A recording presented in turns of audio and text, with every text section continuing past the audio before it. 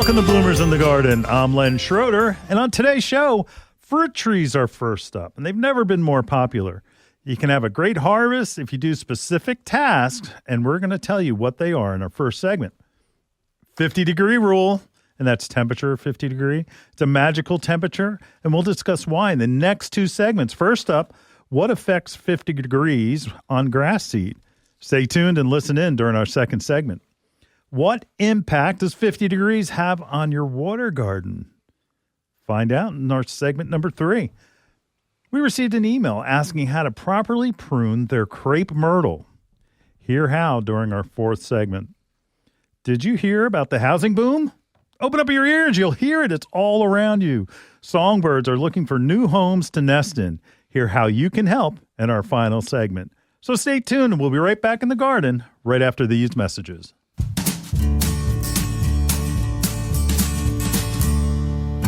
Bloomers in the Garden is brought to you each week by Bloomers Home and Garden Center. Bloomers is an award-winning garden center just 20 minutes from Philadelphia. Bloomers has been providing expert advice turning brown thumbs green for over 30 years. At Bloomers, we want you to ask us every question, even if you think it's silly. We share information in a friendly, non-judgmental way that is meant to teach and spread the joy of gardening. Visit Bloomers Home and Garden Center in Washington Township, Gloucester County. For directions, go to bloomers.com, and we'll see you in the garden. Fertilome's Triple Action contains 70% neem oil and 0.25% pyrethrins as a concentrate and ready to spray. It is an insecticide, fungicide, and miticide labeled to use on vegetables, fruits, nuts, herbs, spices, and ornamentals. This organic OMRI-listed product controls a wide variety of insect pests and diseases, including aphids, scale, spider mites, whiteflies, rust, leaf spot, and powdery mildew. This insecticide is an all-in-one bottle that will cure just about any problem you may run into throughout the year. Fertilome's Triple Action has been helping gardeners across the country for years. Best to apply in late evening and early morning hours. Mix 1 ounce, which is equivalent to 2 tablespoons in a gallon of water. The best part is, Triple Action may be used up to the day of harvest. So, the next time you are visiting your favorite garden center, ask for Fertilome's Triple Action and expect to have the best-looking plants in the neighborhood. You're listening to Bloomers in the Garden Radio. Listen anytime through your favorite podcast provider or see and hear us by subscribing to Bloomers YouTube channel. Bloomers in the Garden Radio is heard in Philadelphia and throughout the whole Delaware Valley every Saturday. First, wake up with us at 6 a.m. on WNWR The Word at 95.3 FM and 1540 AM. Tune in at 8 a.m. to Bloomers in the Garden Radio on Talk 860 WWDB. A rebroadcast of Bloomers in the Garden Radio is played each Saturday evening at 5 p.m. on The Word, 95.3 FM and 1540 AM. On Sunday at 8 a.m., we can be heard throughout the New York tri-state area on Classic Oldies, 1250 AM WMTR. Thanks for listening, and we'll see you in the garden. Welcome back to Bloomers in the Garden. You know, the popularity of raising fruit trees has exploded. I mean, we sell more fruit trees. Fruit trees used to be like an afterthought. It was like, yeah, whatever. But now, it seems like everybody wants a home orchard. And if you're thinking about it, there's a couple things that you need to know.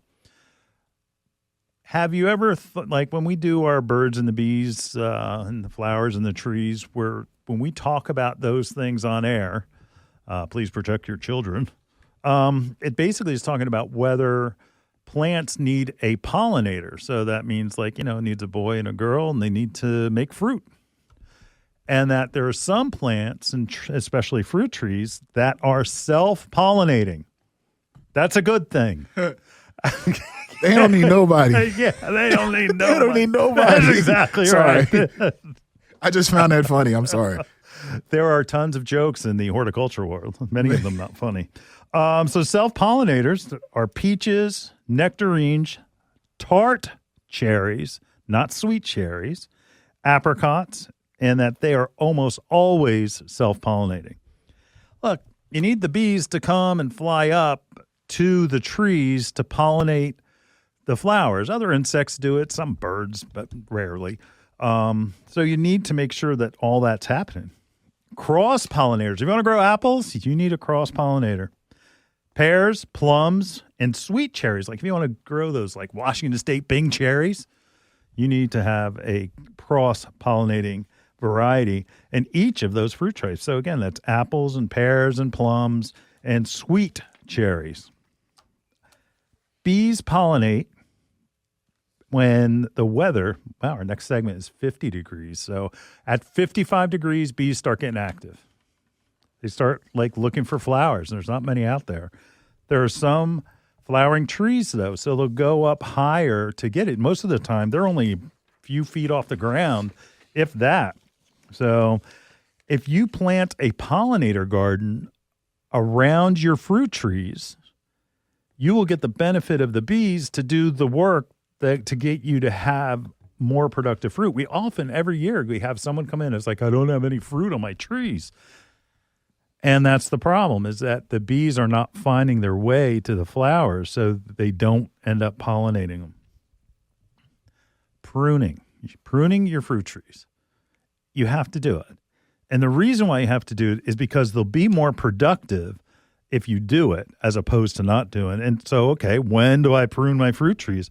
Apples and pears, and they're best to prune when they're dormant and that we're just ending. We're just coming to the end, January through March. So at the end of this month, it's going to be a little bit too late.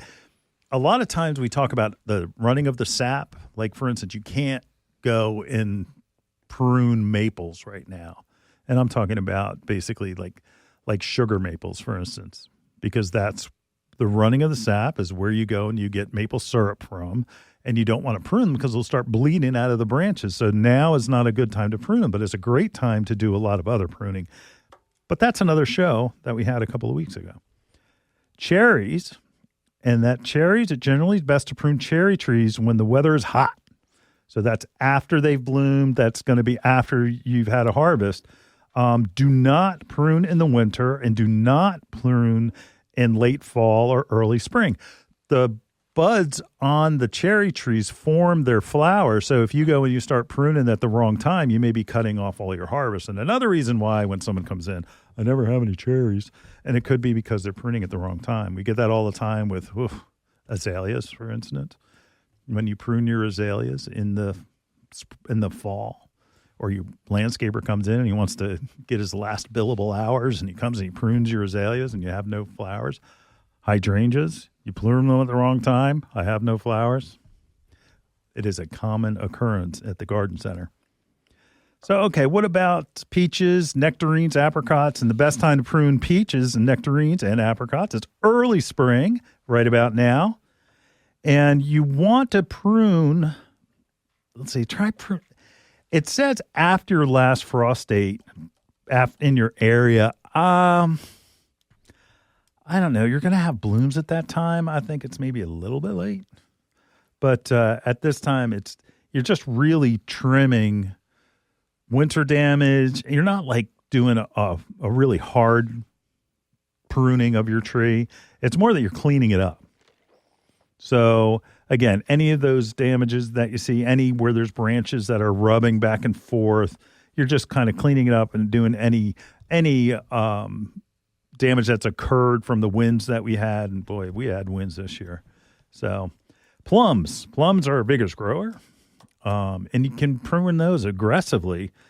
Summer pruning, again, is when the trees are still growing, is a great time because it will help contain the spreading nature. Like plums can get pretty big, and you don't want to necessarily be climbing ladders all the time to pick your fruit. So you can't really over prune a plum tree. You just want to be wary of like when does that variety get its fruit.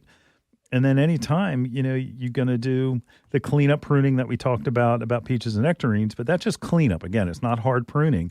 You wait until the summer, like July or so, to go ahead and prune it back hard to a manageable size. If you want to have fruit trees that grow fruit that look like the grocery store, And that's what we all want. We want like that, hold that, whether it's an apple or whether it's a peach in your hand, it's like, look what I've grown. You want to make sure that you're going to have to spray it. And that begins with a dormant oil spray.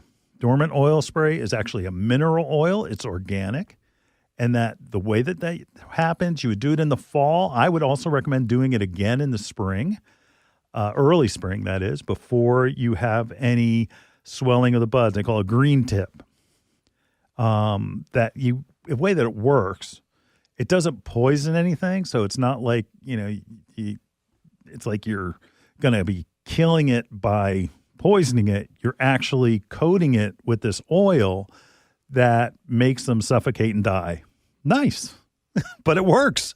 And it's not something that you're going to be poisoning your fruit with. So keep that in mind.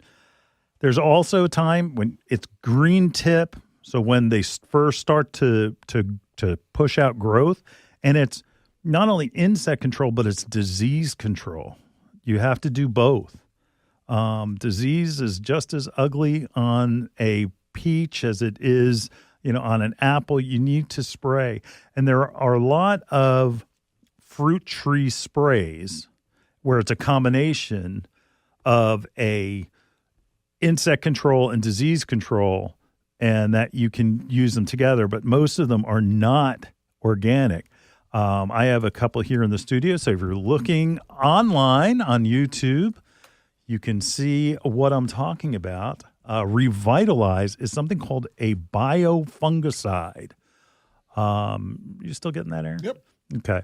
A biofungicide is basically something that it works differently than using a chemical control. It's something that occurs naturally in nature, but it has the broadest label. I mean, it controls all types of blights and molds and rots and spots and mildews, and I won't eat green eggs and ham. It controls almost everything, and to me, it's the most effective. Even Phytophthora, and I know that's a big word. I'm a horticultural guy, so I'm supposed to sound smart.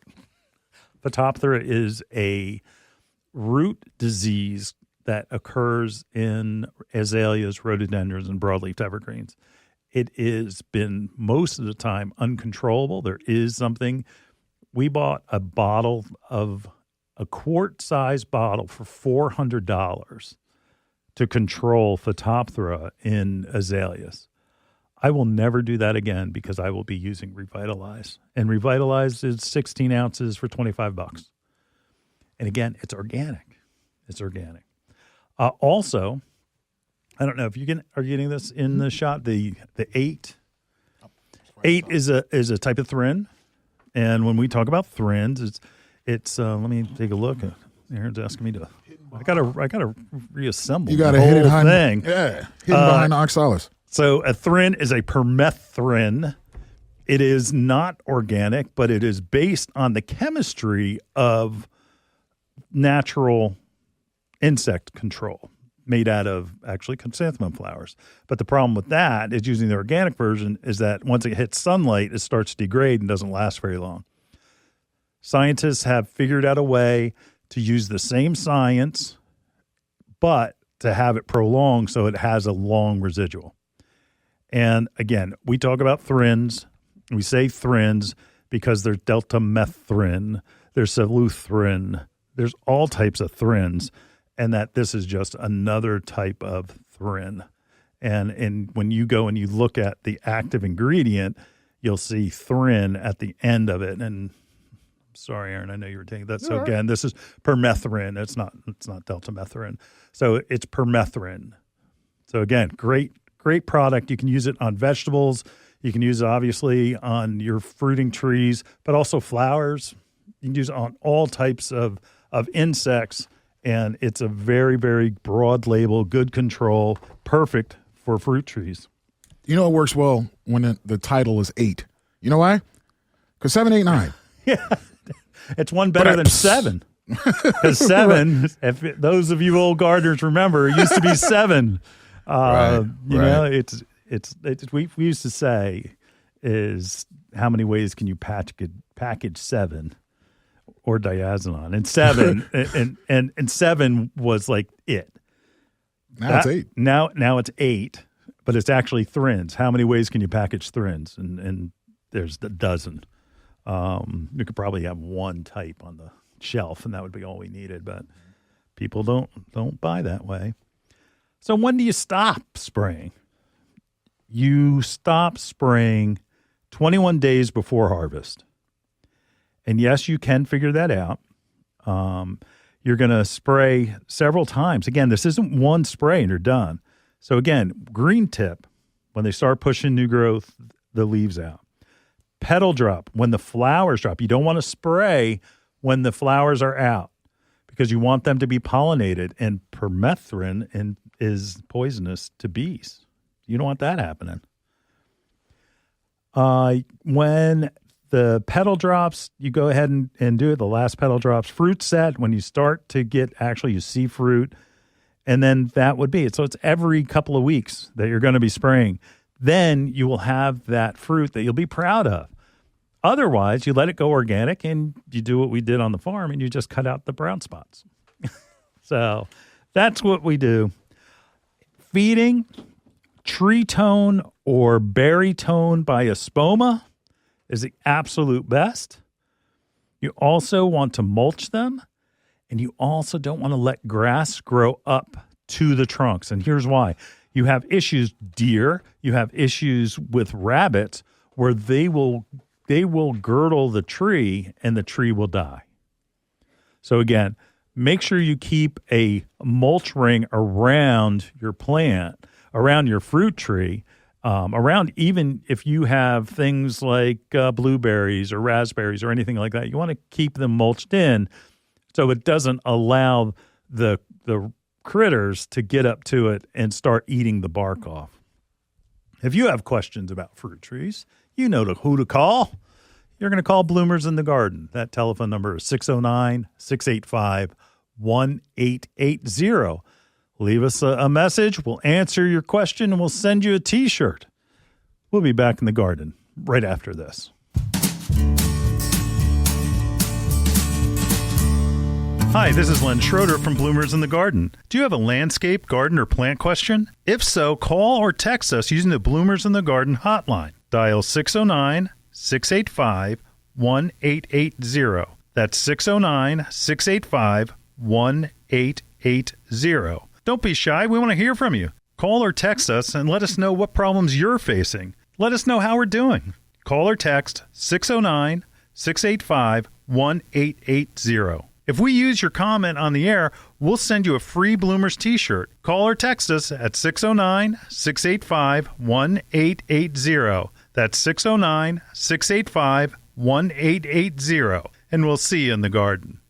Espoma Indoor Houseplant Food is the ultimate all-purpose plant food for growing bigger houseplants with healthy green foliage and beautiful blooms. Its rich blend of natural proteins enhanced with kelp extracts, humic acid, and Espoma's proprietary set of beneficial microbes. And because it's made in Espoma's state-of-the-art, solar-powered manufacturing facility, its quality is guaranteed. Espoma liquid houseplant food is ideal for pothos, palms, fiddle-leaf figs, monstera, and more. Just add half a cap in a quart of water and use every 2 to 4 weeks. An 8-ounce bottle makes up to 24 quarts. Feeds instantly and adds beneficial microbes. 100% natural and organic. Safe for people, pets, and the planet. Visit your local independent garden center and select from Espoma's entire line of Espoma liquid plant foods. Cactus food, orchid food, African violet food, tomato food, super bloom booster, and more.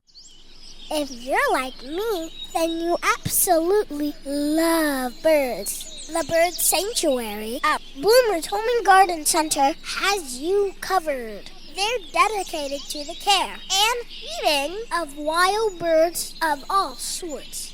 Want to bring more birds to your yard? Then you got to see this place. Bloomers has a huge flock of feeders, birdhouses, birdseed, and much, much more. Want to feed the birds and not the squirrels? They have this absolutely cool bronze bird feeder that will drive those sneaky squirrels nuts. They'll be moving to the next door neighbor in no time. OMG. Bloomers have these absolutely adorable birdhouses that will turn your yard into the perfect bird B&B. They carry all types of wild bird seed, suet, seed cakes, and mealworms. Bloomer stocks, Lyric, Coles, CNS, Pine Tree Farms, and much, much more that will keep those beautiful birds coming back for more. Bloomer's Home and Garden Center is located in Washington Township in Gloucester County. For more information and directions, check them out on the web at bloomers.com. Bloomer's Home and Garden Center, you got to see this place. Welcome back to Bloomers in the Garden. I'm Len, he's Aaron, and our Gen Z reps are on the other side of the glass. We're going to ask you questions. You're houseplant people, right? Got to be. One of us is. One of it. So, houseplant? Come on, you're on the show. This is airtime. I'm sorry, but did you say I couldn't hear? Are you a houseplant person? Oh, yeah. Yeah? How many houseplants do you have? I would say probably about like 15 to 20. Yeah? Gosh. Did you meet Maria when she worked for us? All right. Do you put your plants out for a wind bath? A wind bath? No, we don't. That's good. Don't. Oh, okay. Maria was like houseplant crazy, and she was a great resource because houseplants, honestly, I was a child back in the 70s, but I can remember people talking about the 70s where it was all houseplants. So houseplants are like houseplants. But now she said, "Oh, I take my plants outside, and I have 20 plants, and I put them outside for a wind bath." And I was like, "A wind bath? That's crazy. Does she like simulate a storm?" No, she just let them outside to hang out and get blown on. Nice. Well, we have like our outside plants that like stay outside, right. And then we have our house plants which stay inside. She would bring them all out, and it's like, I can barely bring myself to water my own house plants. Never mind bring them outside for a wind bath. So if you're listening to this, Maria, love you. She's had a baby now. She used to do what Aaron does. Gotcha. Yeah, she was the social media person for Ellen DeGeneres show. Wow, good for her. She took a step up and took the Bloomers job. Yeah, I wish I got to meet her. I would have loved tickets to the show. Well, it was on its way up by then. Yeah, true. Anyway, so we're going to talk about grass seed, and you probably have nothing to do. You don't know anything about grass seed, right? My dad and brother take care of the lawn. Well, make them listen to the show. I will. All right. So what's so magical about 50 degrees? So its grass seed germinates when soil temperatures reach 50 degrees, and we've made it. It's grass seed time. So here's what you need to do. First of all, think lasagna. Lasagna. Okay, lasagna. I'm getting hungry. But anyway, lasagna. Why? Because first of all, you've got to get layers of, first of all, you got to have soil, and then you have to have the seed, and then you have something to cover the seed. So let's start with, you need to rake through the thatch layer of your lawn to get to the soil. You can't just throw it willy-nilly. It's like, hooray, I got seed, because it lays in the thatch level. And even if it gets enough water, it'll germinate, and then it will die. It needs to have contact with the soil. And Aaron, I think you should know this by now. Aaron's going to shake his head, yes or no, or which one. Okay, is it the grass blade that grows out of a seed first, or the root? It would be the root. Very good. Man, you are listening. And that's what happens. So if you're putting your seed down and you're not getting into the soil, that root goes and sprouts, and if there's nothing there to hold on to keep the moisture in, it's dying. So you've just wasted seed, and seed is not cheap. It actually has come down. There was a spike in prices in Oregon, and that's where most grass seed is grown for production seed. And they had a lot of fires, and they had a drought.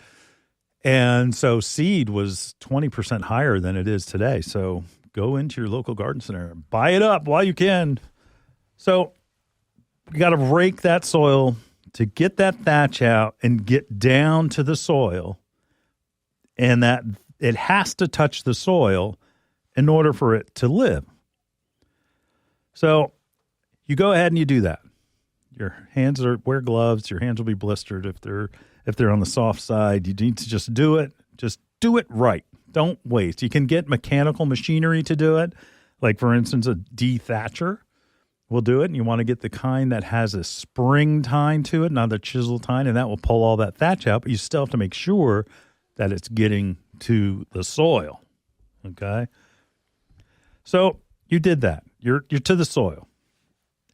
You need to apply your seed based on the rates dictated by the bag. Okay? There's a difference in seed, in size. And think of it this way. If you have a cup of, say, like bird seeds, sunflower seeds, just sunflower seeds, right? And you count the sunflowers, and then you have a cup of rice, there's a whole lot more grains of rice in that cup than there are of the sunflower seeds. So again, it's the same thing with grass seed. Bluegrass is tiny, little itty bitty seeds. And ryegrass and fescue all are big seeds. And they have a lot of elbow room. They take up a lot of room in a bag. Where the bluegrass, by weight, isn't taking up a lot, but it's still, there's a lot of seed in there. And that's going to be important for what I'm going to tell you next. Ryegrass grows quick. Like, we have a custom blend at Bloomers called Township Turf, and it has a blend of rye and a little bit of rye, mostly fescue, and 10% bluegrass. We put the rye in there because rye will germinate in 7 to 10 days. Then the fescue, and it's tall fescue, it's a fine bladed turf type tall fescue, say that 10 times fast, and that will germinate in about 2 weeks. And there's also 10% bluegrass. Bluegrass is something that shouldn't be overlooked. Bluegrass takes 31 days to germinate. Yes, a month. It takes a month. Now, think about this. When you have a blend that has a percentage, and each bag of grass seed on the back, it says how much is in it.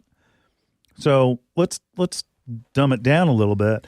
If you have a blend where it has, say, 60% fescue, 30% rye, and 10% bluegrass, that means that 30% of it will germinate in 7 days, 60% in 2 weeks, but 10% of it in a month. And like I just said a couple of seconds ago, is that the smaller seed by volume is actually, the number of grass blades and the grass seed of the grass plants that grow. Bluegrass is pretty dominant. So don't avoid bluegrass because it takes a month to germinate. Don't do that because it has a whole lot more to it than just being a fine bladed grass and a great color. It sends out tillers. Like if you're a golf fan and you ever see somebody go and they take a divot out of the grass or I don't know. Honestly, I have to admit I'm not a golf fan. I appreciate the grass more than I do the game.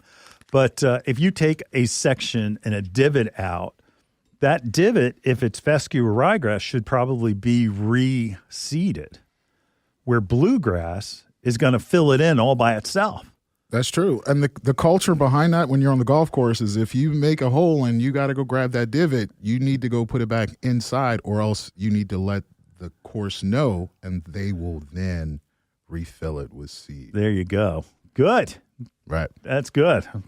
I like hearing that. Yeah. So they're actually putting a little divot as a piece of sod. Yeah. Yeah. Right. Absolutely. And then they're using Kentucky bluegrass most of the time to reseed. Well, it depends on where it is. That's true. That's true. You don't want to go there. Just because of the speed, right? The speed and germination, something that's quick. So, but like for instance, like a lot of people say, can I get the seed that they have around where like the putting green is and stuff? It's like, well, it's bent grass, and you have to have a real type mower and all these things because it's so low to the ground. So you can, but it's not going to work.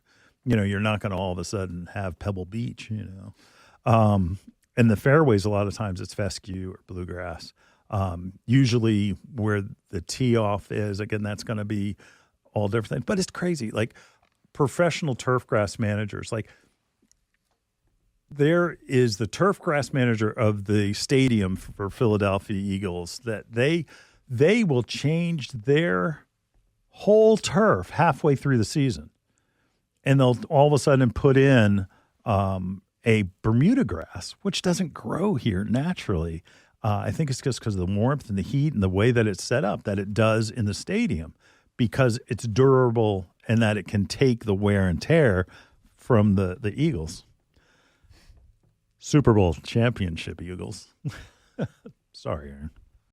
Oh, you ain't offending me. Yeah, your kids will convert you someday. My son still hasn't jumped on that train yet, man. No, he likes the Chiefs, man, even though they lost. Yeah. Yeah, that's all right. When they lose again, maybe we'll.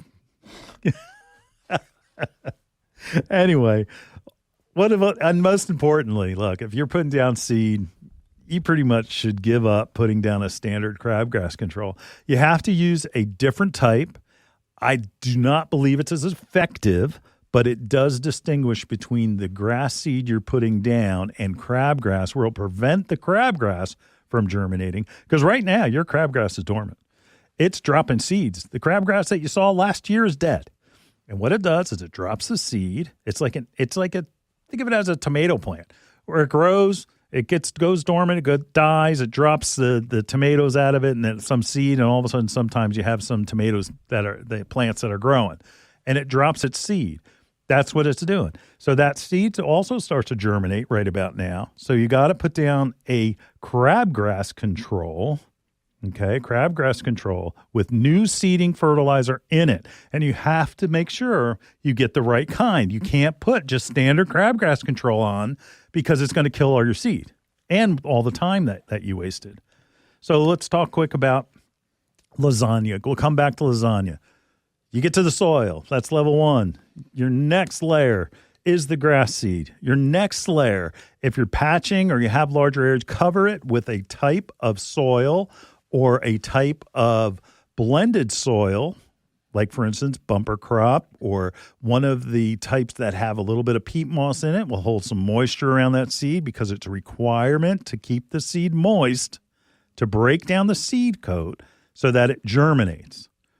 Then what you're going to do is you're going to go and put it's a tack, it looks like straw, but you're not going to use straw. If you have like a leftover bale from Halloween or whether it's Christmas because you had a manger scene, do not use it. All of the straw has that straw seed in it, and that will drop and germinate. And then you'll have weeds galore, or you'll think it's like, wow, that grass seed, it's got a thick blade. I thought it was supposed to be thin. And yeah, you're adding to it. So make sure that you buy a tack straw that has no weed seed in it. And that way it'll hide the seed from the birds because the birds are hungry. There's not a whole lot of food right now, so make sure you're filling your feeders. But also, they're hunting for food until it gets a little busier and we start getting some other types of seeds that are growing. But again, you want to make sure that your birds don't eat your seed. Moisture is the key. Moist, not wet. If you have runoff, it's too much water and your seed is going down the drain. So you got to make sure it's kept moist but not wet. And then again, can I put down seed, fertilizer, or fertilizer with starter fertilizer with crabgrass control, and a pH control like lime or Magical all in the same day? Yes, you can. You can do it all the same day, same weekend. It's not going to interact. They do different things, and it's not going to impact one or the other. That's it. 50 degrees, soil temperature. Get out there and put some grass seed on your lawn. We'll be back in the garden right after this.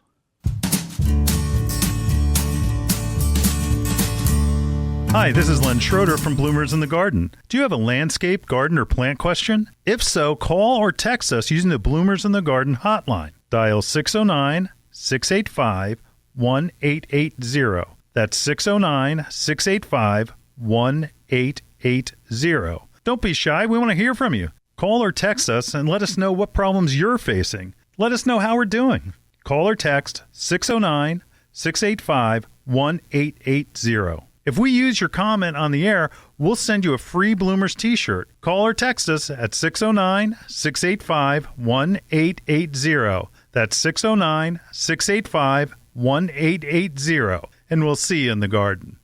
We are proud to announce that Bloomers in the Garden has partnered with Renewal by Andersen of Greater Philadelphia, Delaware, South Jersey, and Southern Maryland. Renewal by Andersen is the top window and door company in the United States, specializing in replacement windows and doors. You might be thinking right now, what the heck do windows have to do with gardening? Well, Renewal by Andersen makes this beautiful garden bay window that's energy efficient and made from recycled materials. It's perfect for growing the finest indoor plants possible. When you are looking out your windows filled with plants in your beautiful garden, you don't want to see old windows that are cloudy, warped, or even rotting. That's why people in the horticulture community love Renewal by Andersen. Not only do we want our gardens to be beautiful, but their homes as well. Renewal by Andersen participates in horticultural events such as flower shows, earth days, and eco fairs. To get more information and set up a free home consultation, please visit www.philadelphiawindow.com and be sure to tell them Bloomers in the Garden sent you. Is she gone? Nope, she's still standing there. What is she doing? I think she's watching the grass grow. That's our job. I know, right? She's watching the grass grow, the flowers grow. Ooh, look, the trees are growing. Can't say as I blame her. Remember where she bought all this stuff? Duh, bought us there too. Bloomers Home and Garden Center. Find us online at bloomers.com. Welcome back to Bloomers in the Garden. 50 degrees is magical. Yes, it is. Why is 50 degrees magical? Well, we talked about grass, but if you have a pond or a water garden and you have fish, it's time to feed your fish. Yes. The fish have been pretty much dormant. You know, they've been kind of lazily under the ice. Did you go and watch your fish under the ice? Hopefully you paid attention to what we were saying about having a pond heater in your pond and you weren't looking at dead fish if you didn't. I think the biggest drawback for people not knowing about the pond heater is that they think it makes it into a fish jacuzzi. Oh, yeah. Right? Let's go in. Yeah, no. I lost one fish, big fish, about 30 inches in my pond this year, but I think he was on the old side. He was an old guy, yeah. He was you showing old, me. and I had a fox trying to drag him out. Oof. Yeah. Was it the fox with the thing wrapped around his neck that in Gloucester County went loose? No. Okay. All right. That made one. top story, man. It was big news in Gloucester County. Yeah, it was not that one. Maybe it was the fish that was around his neck. In any case, the fish was way too big for him to mess with. So, or it was a raccoon because it also was dragged out of the pond. That could have been it too. So we're talking about fish food, and you're not going to go to your summertime staple. You want to go to that same fish food that you were using in the fall, and it's high in wheat germ, and it's the best thing for your fish now because they're waking up and they're trying to get to their fat reserves are pretty much all spent. Mm-hmm. So that this will help them. It's easier to digest. And as they are coming out of their stupor, they're going to be more active. And I fed my fish just the other day, and man, they didn't forget what it was. They chimed right in, and it's great because when you buy it in the fall and you use it in the fall, you always have a little bit left over in the spring. So it's not like you have to buy it every time. But if you don't have it, you do. So if you have any of that left over, great. If not, go out and buy. And it's going to be a cool water fish food or cool weather. The one that I'm showing on our YouTube channel is the Microblift. I love all of their products. It's also time to apply a sedge remover. Look, every time we talk about ponds, we say, hey, they're a septic system. And they are. It's because everything runs through the filter or lays in the bottom, and it rots just like how a septic works. And that it's the bacteria that breaks down that, and that this is exactly, we have right here, it's Pondzyme. And Pondzyme is one of those things where it actively destroys and breaks down all of the solid waste that are in your pond. Now, you've all seen those, commercials for your septic system that you're supposed to pour the stuff down it. It's very similar, not the same product. Do not get them mixed up, but this one works. Again, it's meant for the bacteria to colonize, and it colonizes in your filter, and it also colonizes into the bottom of your pond, and it breaks down fish waste, it breaks down leaves and things like that. Takes a while, it's slow, but again, it's something that you're going to start to use now. Okay, it's perfect time. Also, we talk about all the time, if you have a UV sterilizer, why do you take it out in the fall when we tell you? Because this is a quart sleeve. I have it on YouTube. I don't know, it's clear. The water doesn't run around in the bulb. The water runs around the bulb. And if you let your UV sterilizer out, this broke. It froze, it cracked, and now you have to dig everything out. Be careful, and you have to replace it.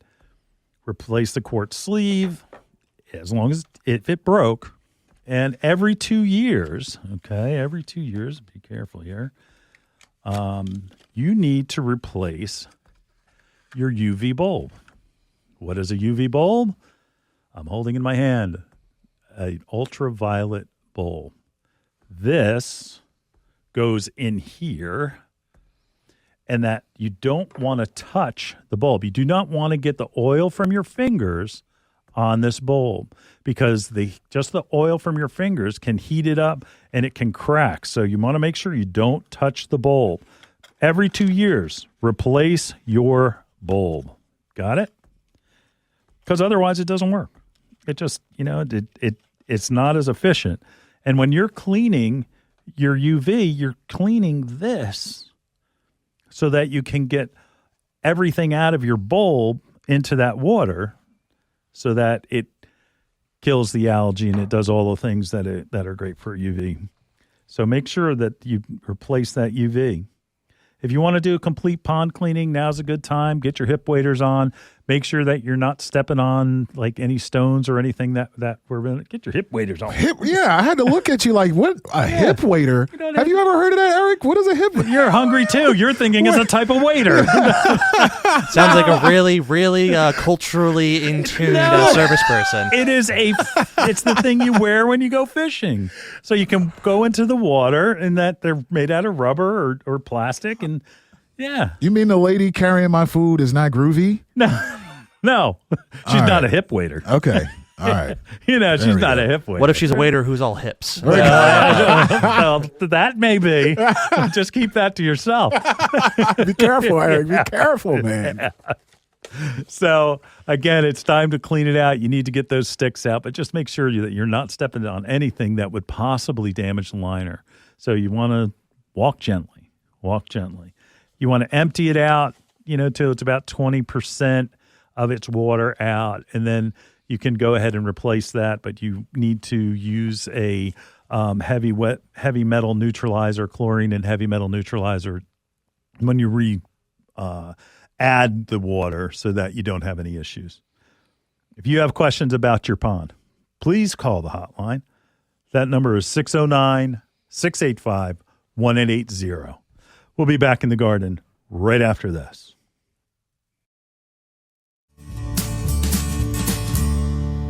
Hi, this is Len Schroeder from Bloomers in the Garden. Do you have a landscape, garden, or plant question? If so, call or text us using the Bloomers in the Garden hotline. Dial 609-685-1880. That's 609-685-1880. Don't be shy. We want to hear from you. Call or text us and let us know what problems you're facing. Let us know how we're doing.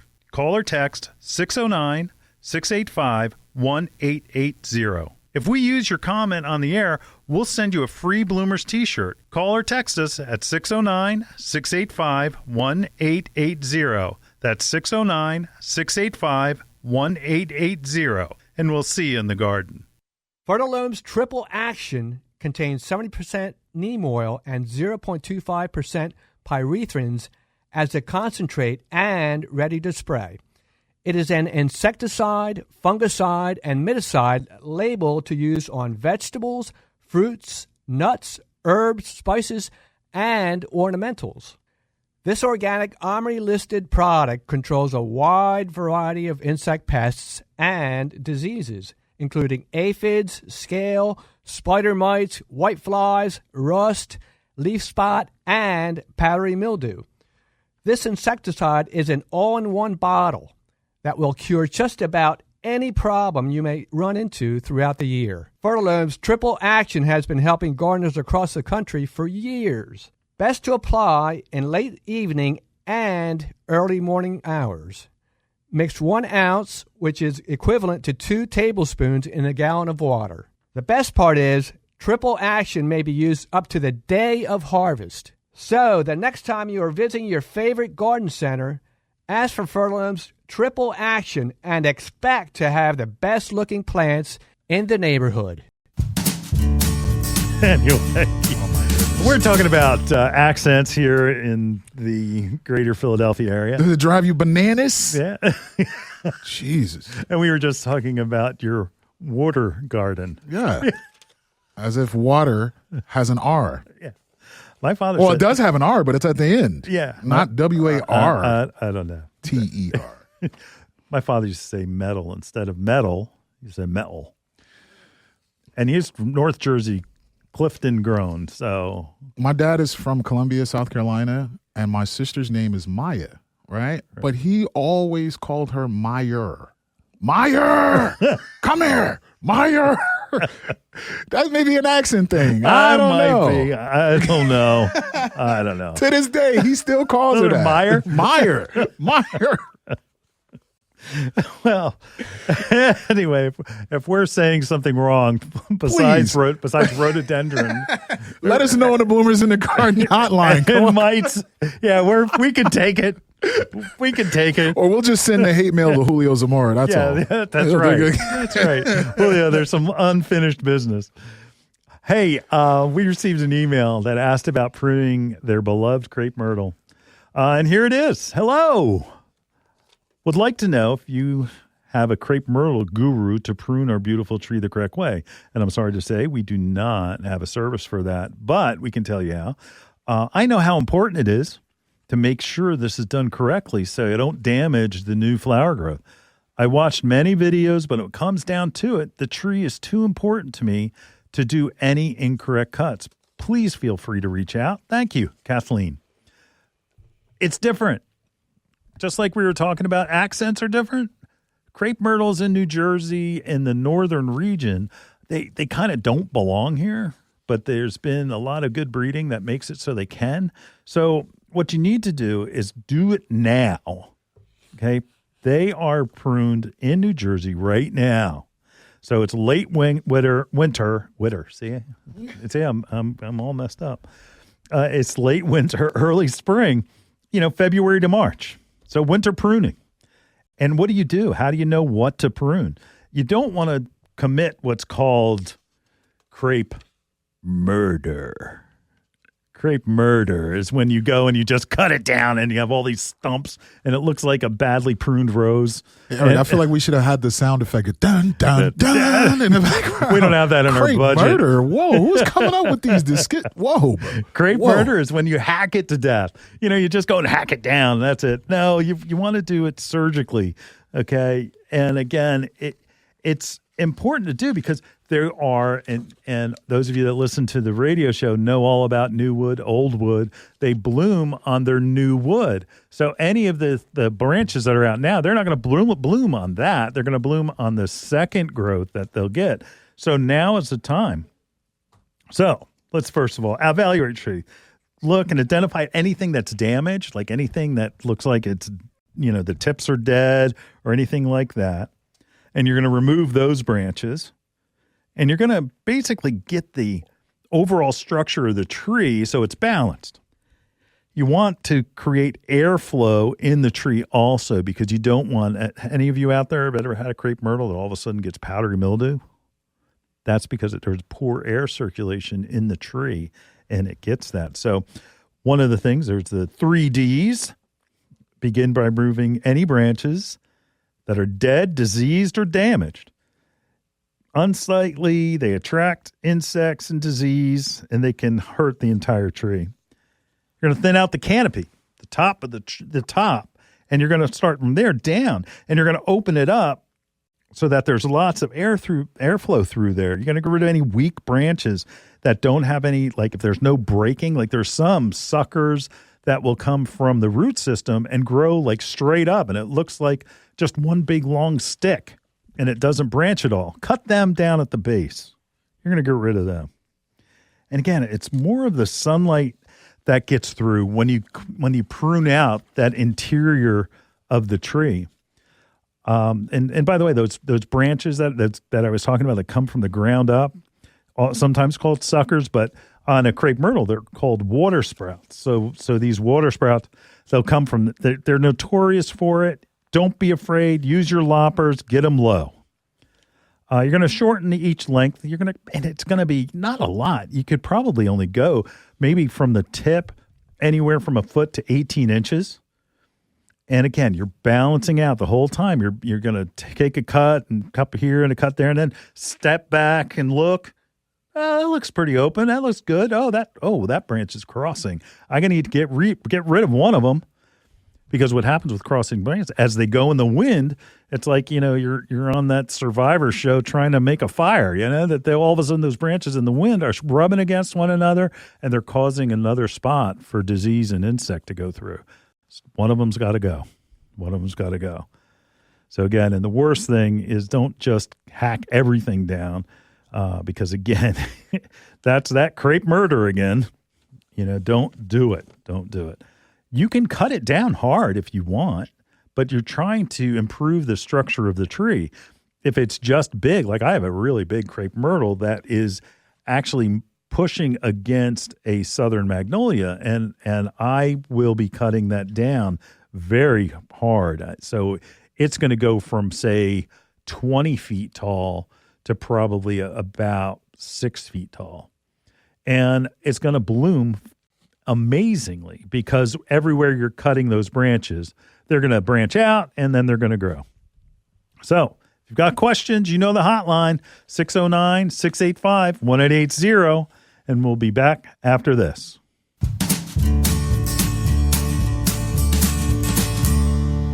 Hi, this is Len Schroeder from Bloomers in the Garden. Do you have a landscape, garden, or plant question? If so, call or text us using the Bloomers in the Garden hotline. Dial 609-685-1880. That's 609-685-1880. Don't be shy. We want to hear from you. Call or text us and let us know what problems you're facing. Let us know how we're doing. Call or text 609-685-1880. If we use your comment on the air, we'll send you a free Bloomers t-shirt. Call or text us at 609-685-1880. That's 609-685-1880. And we'll see you in the garden. Here's the dirt on potting mixes. They're not all created equal. Espoma Organic Potting Mix gives roots the ideal balance of air and moisture. It contains a special blend of beneficial mycorrhiza to help grow stronger roots, bigger plants, and more bountiful blooms. Try Espoma Organic Potting Mix indoors and out for all your potted flowers, vegetables, and you'll see why it's the best. Visit espoma.com for a retailer near you. Organic potting mix from Espoma, a natural in the garden since 1929. Welcome back to Bloomers in the Garden. Hey, it's nesting season. Our feathered friends are starting families, and there's how you can help. You need to put nesting boxes up. Yep, it's time to get them out. And you do know that there are different size holes which attract different sized birds. Like, for instance, if you want to attract bluebirds, the size of that hole is 1.5 inches. Now, in studio right here, we have a chickadee box, which is, let's say, 1 3/8. And it's interesting because what happens, and it will go, it'll go and it'll say on the box, on the nesting box that you get at your local garden center, what it will attract and how to do it. The one rule is make sure it has a clean out, because yes, you have to clean out that box once a year, and you're not going to do it while there's babies or eggs in there, no matter how expensive they get. You're going to leave them have their family, and there are some birds like, oh, I want to track cardinals. Well, sorry to say, cardinals do not go in nesting boxes. They basically will only go in, like, say, the brush or something like that, where they build their own nests. A lot of birds are like that. Get out to your local garden center, and I want you to go and ask them about nesting boxes and think about what bird you want. Like, my favorite bird is black-capped chickadee. It's the polite bird. If you ever watch a black-capped chickadee, what it does, it'll go from a branch. It'll go and get one seed from the feeder. It'll go back up to the branch, and it'll eat it, where you've got other things like starlings, God forbid, that they just like hog everything. Or those blue jays. Blue jays. Oh, my gosh. They're bullies. Yeah, man. They're bullies. My daughter always says it, man. We don't want those blue guys here. Yeah. It's like, wait, what? Yeah. This is the Blue Man Group? Yeah. All right. If you've got questions, you know what to do. Call that hotline. We'll be back in the garden right after this. Hi, this is Len Schroeder from Bloomers in the Garden. Do you have a landscape, garden, or plant question? If so, call or text us using the Bloomers in the Garden hotline. Dial 609-685-1880. That's 609-685-1880. Don't be shy. We want to hear from you. Call or text us and let us know what problems you're facing. Let us know how we're doing. Call or text 609-685-1880. If we use your comment on the air, we'll send you a free Bloomers t-shirt. Call or text us at 609-685-1880. That's 609-685-1880. And we'll see you in the garden. Welcome back to Bloomers in Garden. Wow, you've got a lot to do. Get out there. The weather's been nice. It's been in that cool kind of range where it's perfect, like 50 degrees. Huh? It's our theme today. And that you want to put up, get some things up for the birds. I woke up the other morning and the birds were like, I heard everything, every bird. And like where there were even mourning doves where all of a sudden, they're just like cooing on the ground. It's a great time to be outside. Don't be sitting inside watching your shows. Get outside, do something. You're going to feel better. We've had whole shows on the health of going out and working in the garden. Make sure you're taking care of your pond. If you have one, don't ignore it until there's a problem. It's time now. And I wish everybody a happy St. Patrick's Day. That we have our shamrocks here in the studio. So again, if you go and see us on YouTube, please subscribe and please ring that bell. Also, podcasts, we'd appreciate it if you give us 5 stars. Thumbs up, 5 stars. There you go. We'll see you next week, the same time, right here in the garden.